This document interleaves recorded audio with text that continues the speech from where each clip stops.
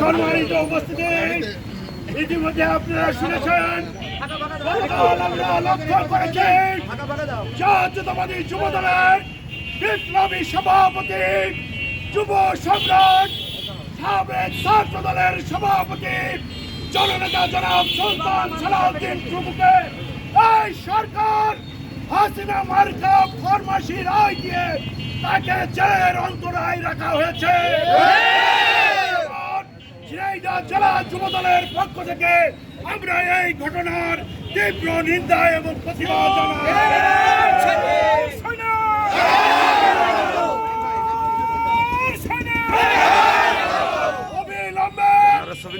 যুব দলের বিপ্লবী সভাপতি সুলতান সালাউদ্দিন টুকুকে নিঃশর্ত মুক্তি দিতে হবে।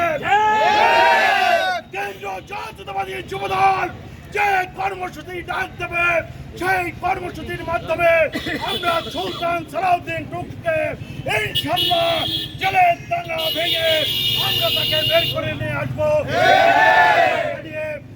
আজকে যারা আপনারা এই তীব্র গরম সংকট উপেক্ষা করে যুব দলের ডাকে সাড়া দিয়ে আপনারা উপস্থিত হয়েছেন, আপনাদের সবাইকে জেলা যুব দলের বিপ্লবী সভাপতি হাসান আলী রনক সহ জেলা যুব দলের নেতৃবৃন্দের পক্ষ থেকে আন্তরিক অভিনন্দন এবং শুভেচ্ছা জ্ঞাপন করে আজকের মিছিল মিটিং এখানে সমাপ্তি ঘোষণা করছি। খুদা হাফেজ। বাংলাদেশ জিন্দাবাদ, জাতীয়তাবাদী যুব দল জিন্দাবাদ। সবাইকে ধন্যবাদ। আসসালামু আলাইকুম।